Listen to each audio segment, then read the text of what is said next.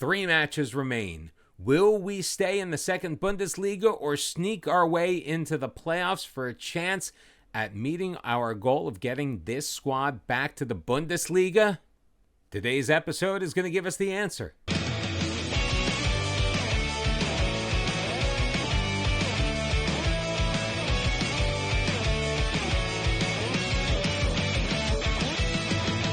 Welcome back, everyone, to episode 20 of the return of TSV 1860 Munich. 3 matches left on the schedule. We have gone undefeated in our last 7, so you would think that would put us in a great position to win that playoff spot. Unfortunately, everybody else has been playing well, too.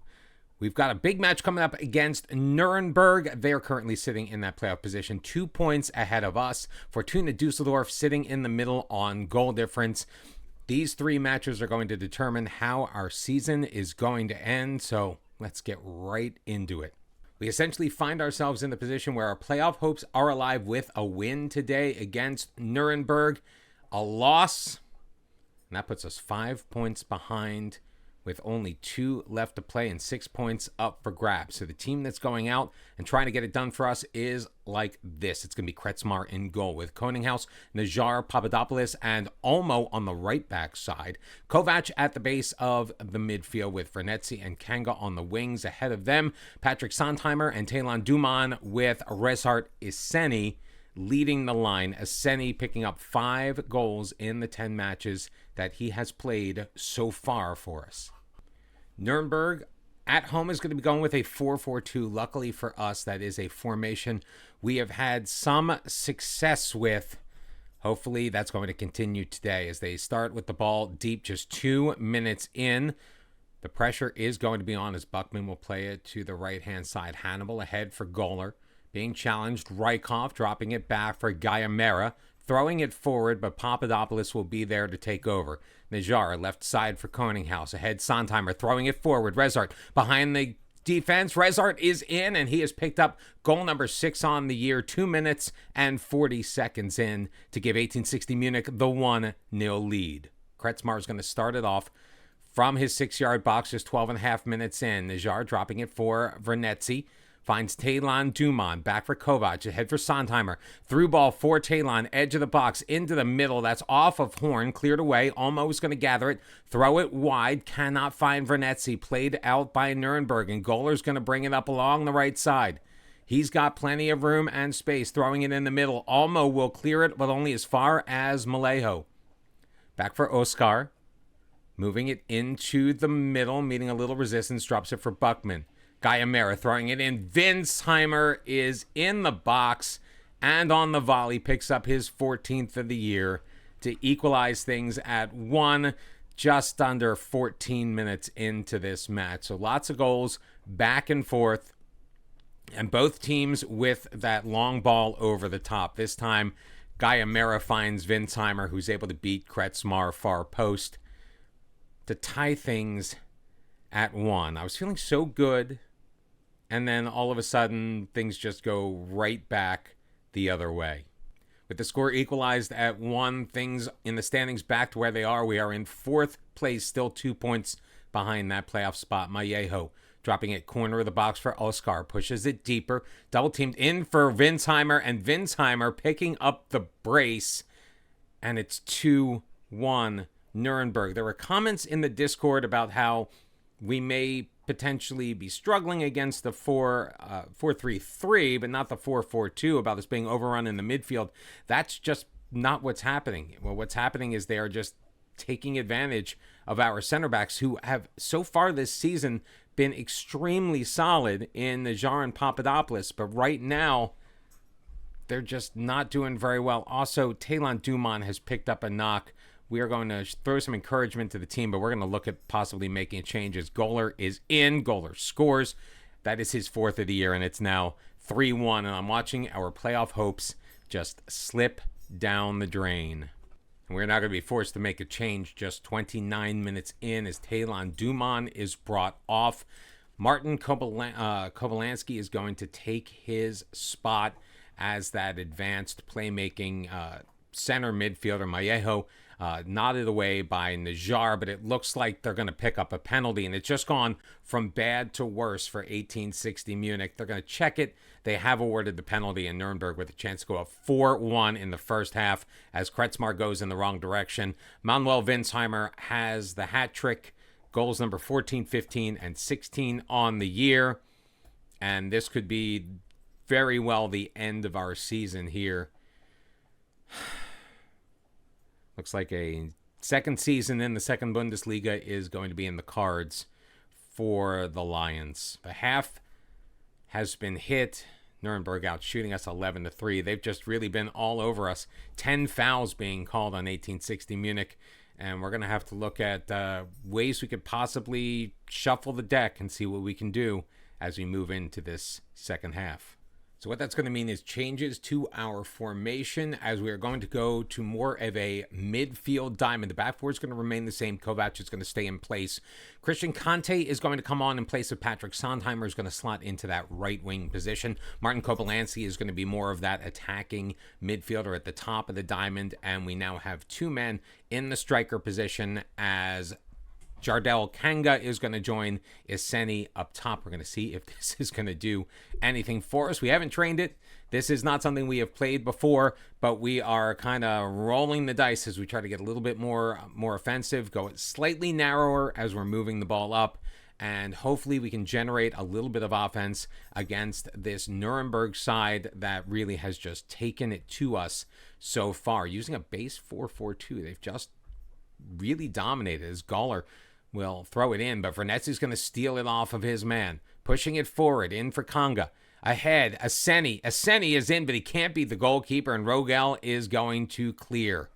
Kovac is going to come out, and Tim Valbrecht is going to take his position at the base of the midfield. Albion Vernetzi is also a little tired, so he'll be replaced by Jakub Rezik.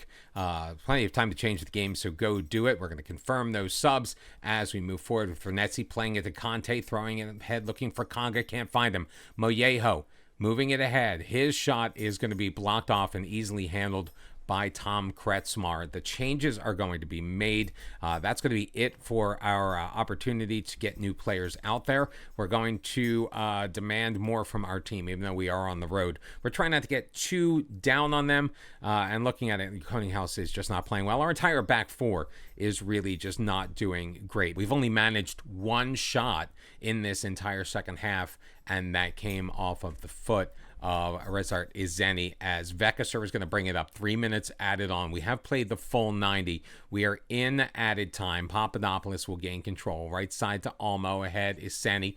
Throwing it forward for Conte. He's got men in the middle. Kanga is there, but Kanga is offside. So that one's going to get called back. And as time is going to expire, we're going to drop. No, we're not. We're not even going to make it to the end because Jardel Kanga got injured. I don't even think we can bring anybody on. Can Raul Pitak go in? He can. So for the last 30 seconds, minute and a half, 2.5 minutes, however long they're going to allow extra, we're going to put Raul Pitak in there, who is on loan from Bayer Leverkusen, has not really played much. He's been getting most of his activity with our second team, but it doesn't really matter. 4-1 is your score.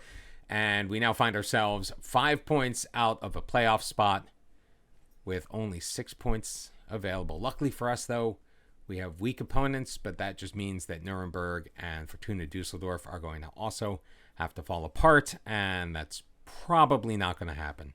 And once again, adding insult to injury, Jardel Kanga is out for the remainder of the season. The 19-year-old did a fantastic job for us. 21 appearances, 19 of them starts with a 7.34 average rating, which did lead the team. Was named player of the match 6 times, 10 goals, 4 assists, and he's out for the remaining 2 games. But we did come by the loss, honestly, as Nuremberg's unbeaten home run has now reached 20 matches, and that's why they are in the position they are in. Our 7-game unbeaten streak has also come to a close.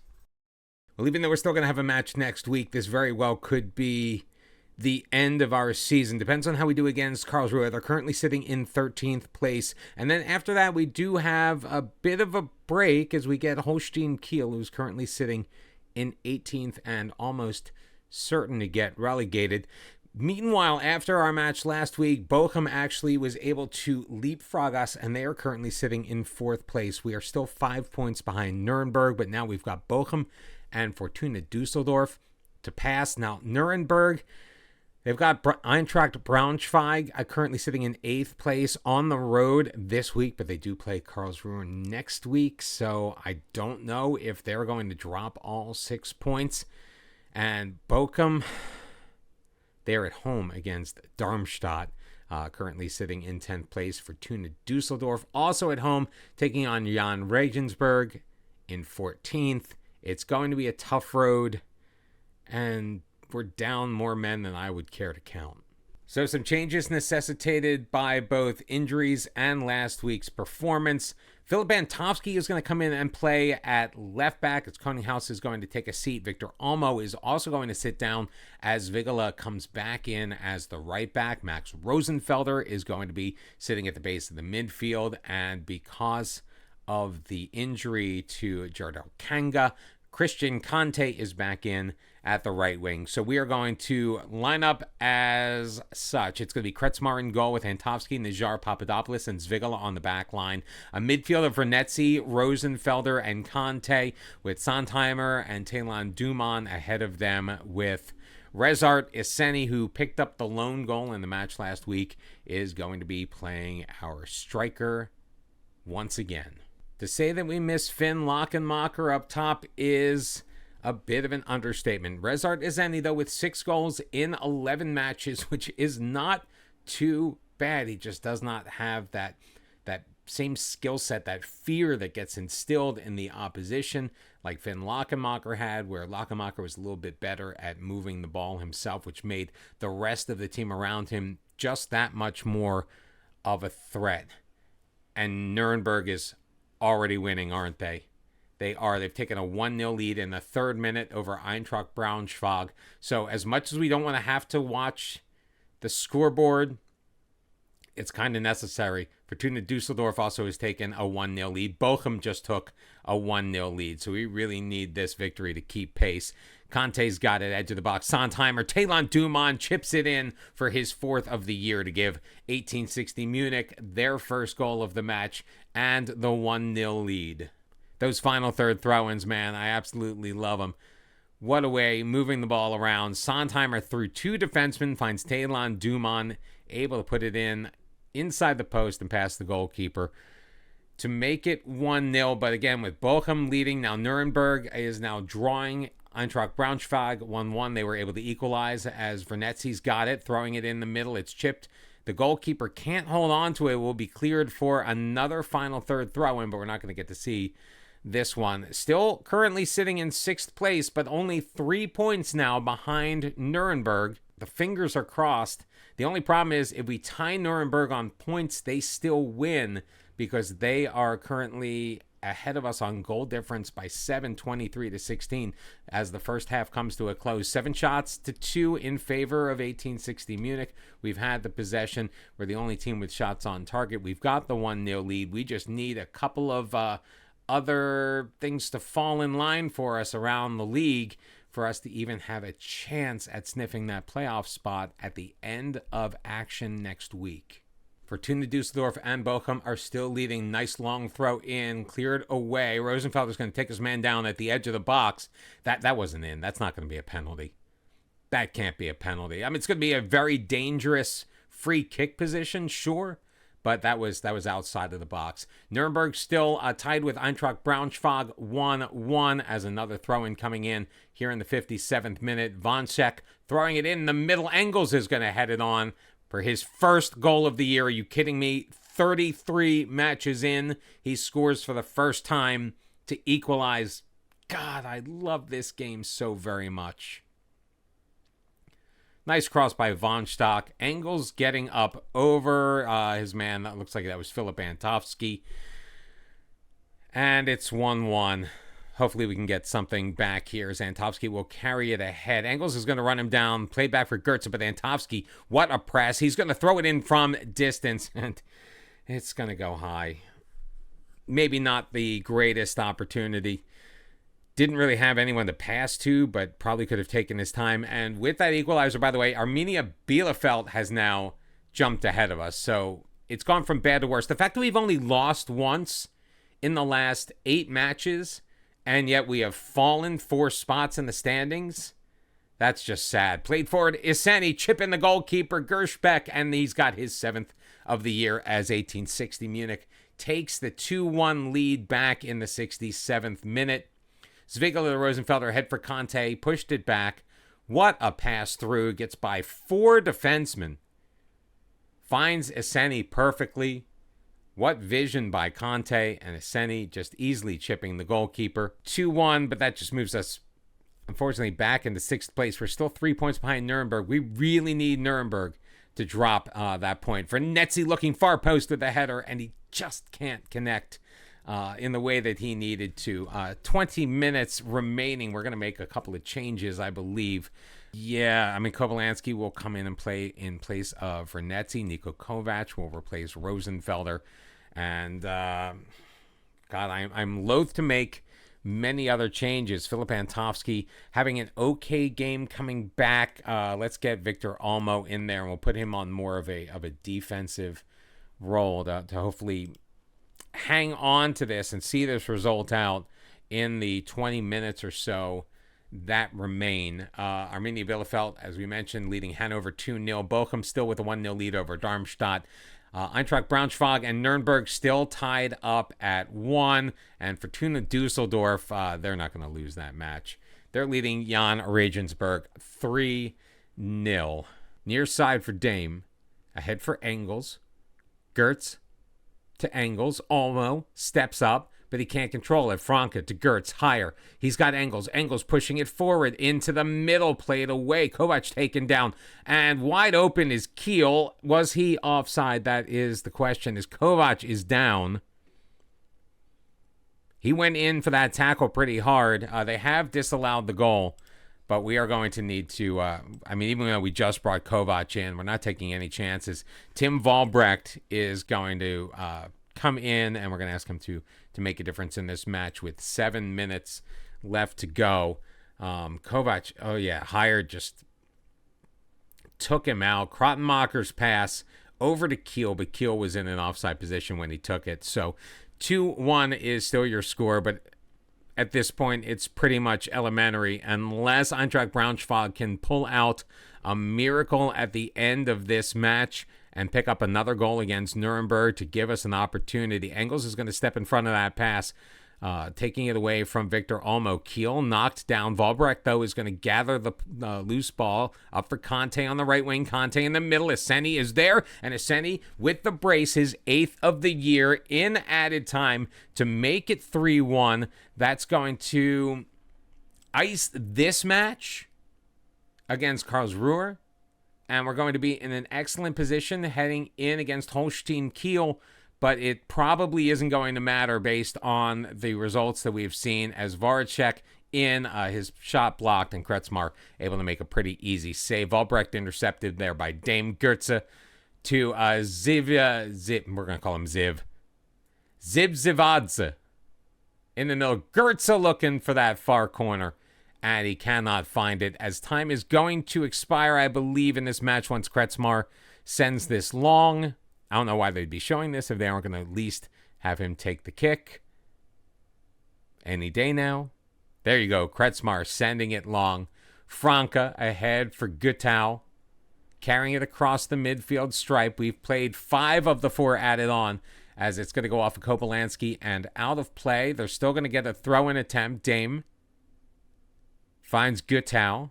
His cross is blocked again by Kobylянski, playing some very good defense, and we finally do get the full-time whistle. 3-1 is your score, but sadly, I just do not think it's going to be enough. Nuremberg still in the catbird seat with 65 points. They've got this Karlsruhe team next week, though, so I don't know if I don't know if they're going to actually fall. Karlsruhe is not the greatest team.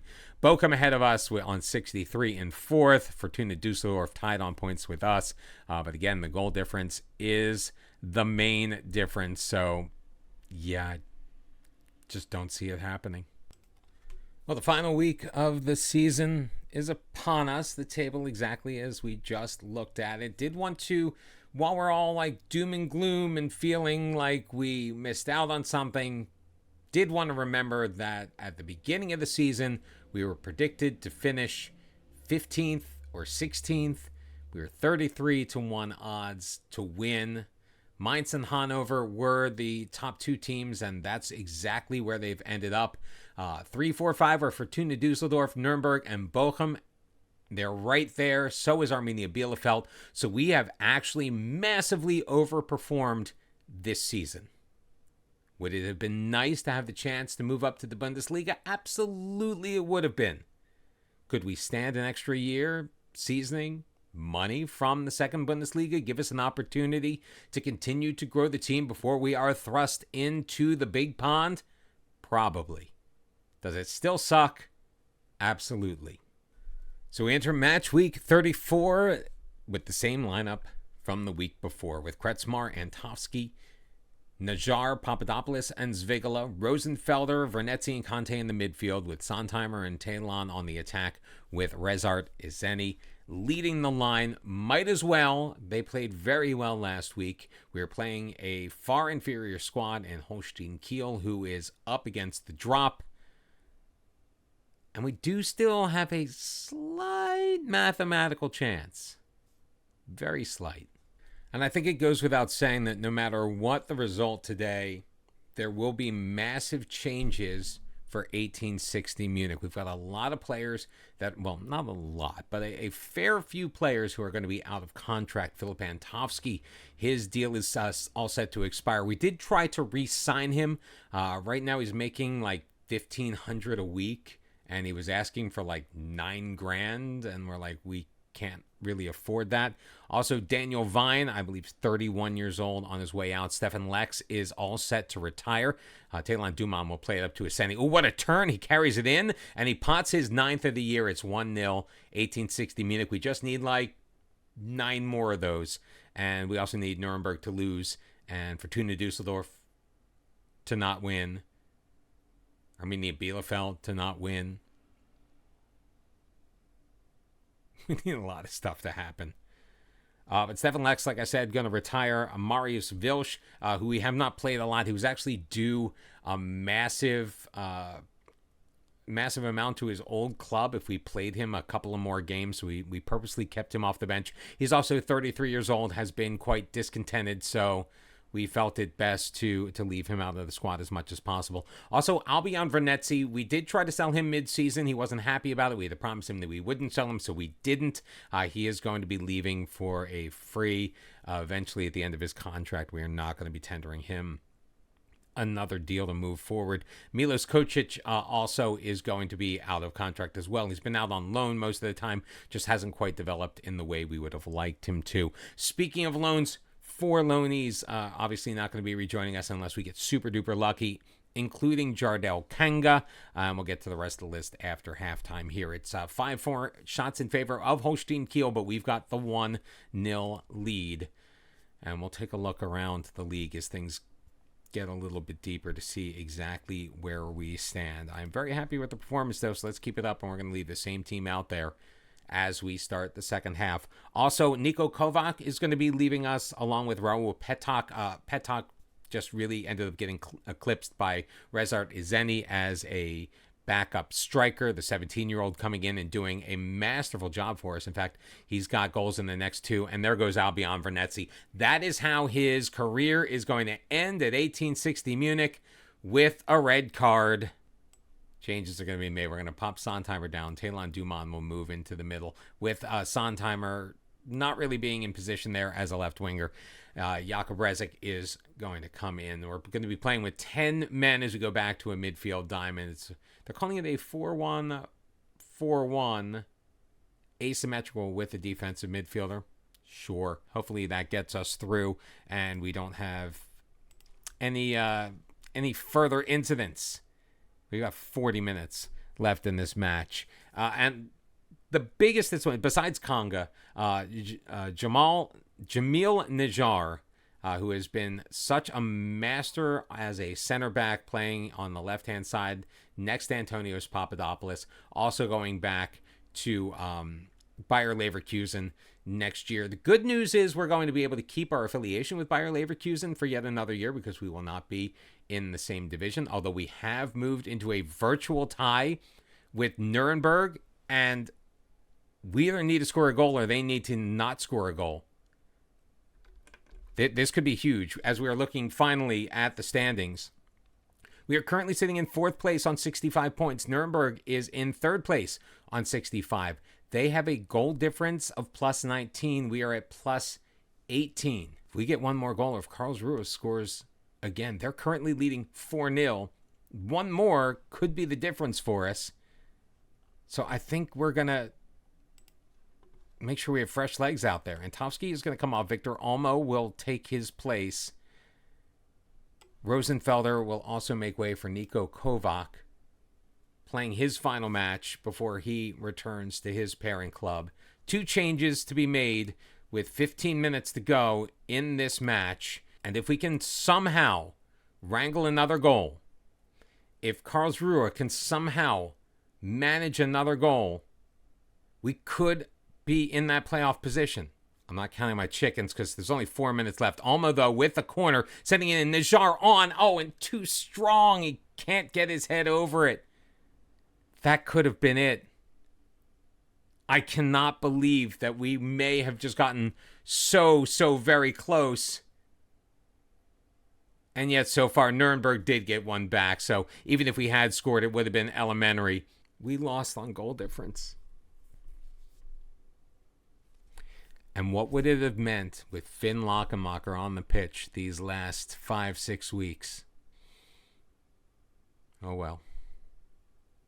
Well, it looks like we're going to be back in the second Bundesliga for yet another season after coming so close. Just 1 point in any of those matches, and we'd be in the playoffs next week.